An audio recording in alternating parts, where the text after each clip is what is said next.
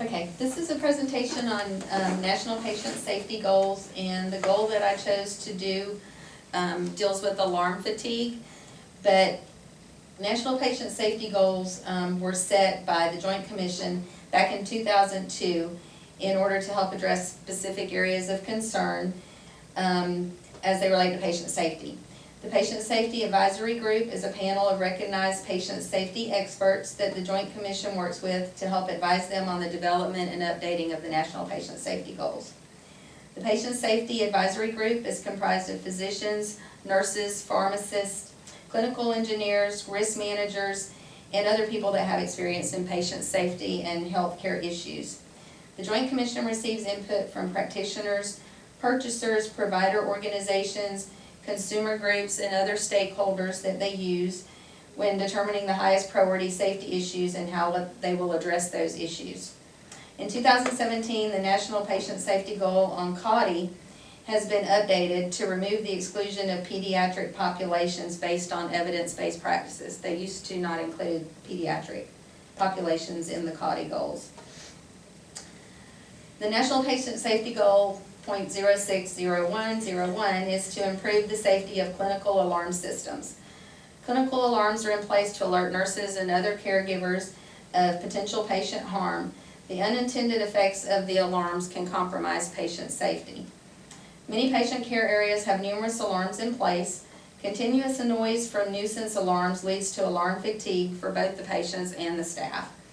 This can lead to alarms being ignored or even disabled, desensitization of the staff, elevated stress levels, and clinical complacency. Other issues that interfere with effective alarm system management are too many devices and too many alarms going off, alarm limits that are too narrow, and default settings that are not at an actionable level. What is alarm fatigue? Alarm fatigue is the desensitization of or the tuning out of alarms due to repeated exposure. The alarms may be from heart monitors, IV pumps, ventilators, blood pressure machines, dialysis machines, among many others.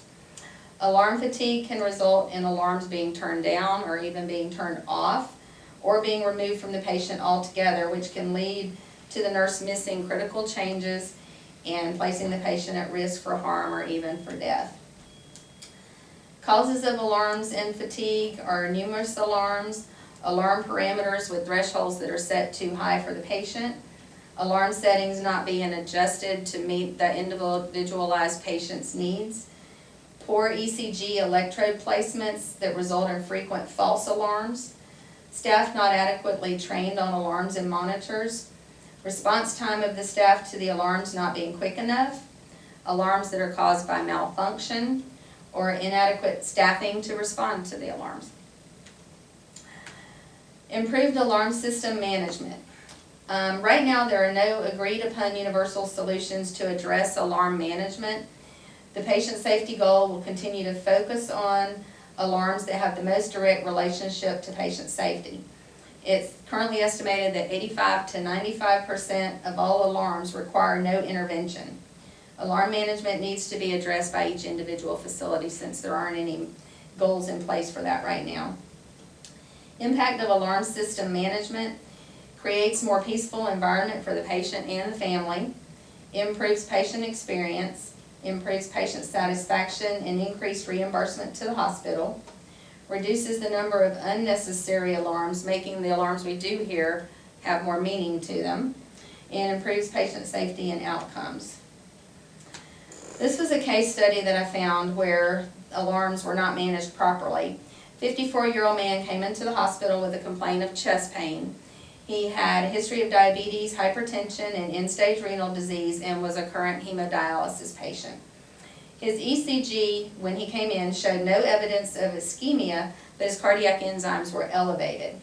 So they decided to admit him to the observation unit. He was placed on a telemetry monitor and was to be observed and treated for a non-ST segment elevation MI. During the night, his telemetry monitor was continuously alarming, and it kept showing asystole as well as low voltage warnings. Each time the nurse went in to check on him when the alarms were going off, she found the patient was fine.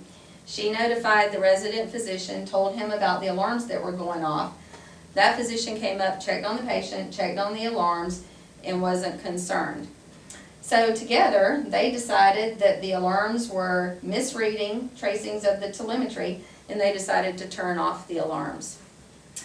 4 hours later, the nurse went in to do vital signs and check on the patient and found him cold and unresponsive. A code blue was called, but he likely had had a fatal arrhythmia related to his non-STEMI, and he had obviously been dead for a while, so they were not able to bring him back. First sign of the problem was the alarm repeatedly sounding with warnings of asystole and low voltage QRS. The most common reason for false readings of asystole is the heart rate being undercounted due to the inability of the device to detect the low voltage QRS complexes in the ECG leads that are being used.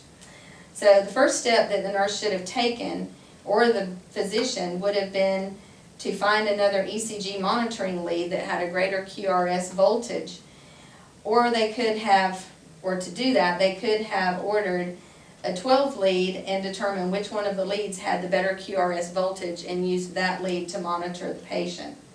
That would have reduced the number of repeated unnecessary alarms and would have been beneficial to the patient. Turning off the alarm rather than addressing the problem was a definite contributory factor in this patient's death. The patient had arrhythmias, and the alarms not being turned off, had they not been turned off, the arrhythmias could have been checked, and they think that it was a fatal arrhythmia that killed the patient, and the alarms were off, so they didn't detect that. 3 articles were reviewed to look at interventions that were being used to help with alarm fatigue. The first article showed that some data was collected from a large number of nurses, and in that data there was indication that the nurses felt there needed to be a lot more training on the cardiac monitors, both central and at the bedside. Many features that are available on the cardiac monitors are unused, and that's because a lot of people don't know that they're there. The staff knows a lot of the capabilities, but not all of them, so they're not able to customize a lot of the alarm settings to alleviate those false alarms. Training of the staff is needed with recurrent training classes when new people come in, because they don't know the monitors either. Adequate training would help alleviate nuisance alarms, cut down on the alarm fatigue for both the patient and the staff, and allow alarms to be individualized to alarms that would be of more importance to the individual patient. The second article stated that processes need to be in place that will ensure safe alarm management and response.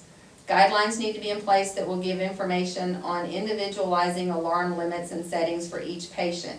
The guidelines also need to provide information on when the alarm limits can be modified and to what extent. Guidelines and processes also should help identify when alarms may not be clinically necessary, so those alarms can be turned off. Benefits of having the guidelines and processes in place that constant unnecessary alarms will be cut down. With nuisance alarms cut down, the staff will be more in tune to the ones that are clinically necessary and reduce the chances of patient harm. There will also be decreased frustration in the staff having to answer multiple alarms, and decreased frustration on the part of the patients and the families. There will be an increase in patient satisfaction and better patient outcomes, and the alarm fatigue will be reduced. The third article covered interventions that nurses and organizations were putting together to try to combat some of the alarm fatigue. Some of their interventions included providing proper skin care when placing electrodes and ensuring the electrodes are changed every day, which doesn't usually get done. Changing the electrodes and making sure we have proper placement will alleviate some of the technical alarms on the monitor that are related to improper ECG lead placement. Any single sensors that are used should be changed daily or as needed.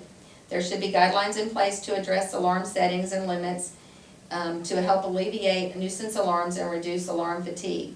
There should be sharing of alarm-related incidents and prevention strategies in order that everybody can learn from them, both inside the hospital and things you hear from other hospitals, like the case study where the man died because the alarm was turned off. And that is the end of my presentation. Any questions? Good job. Thank you.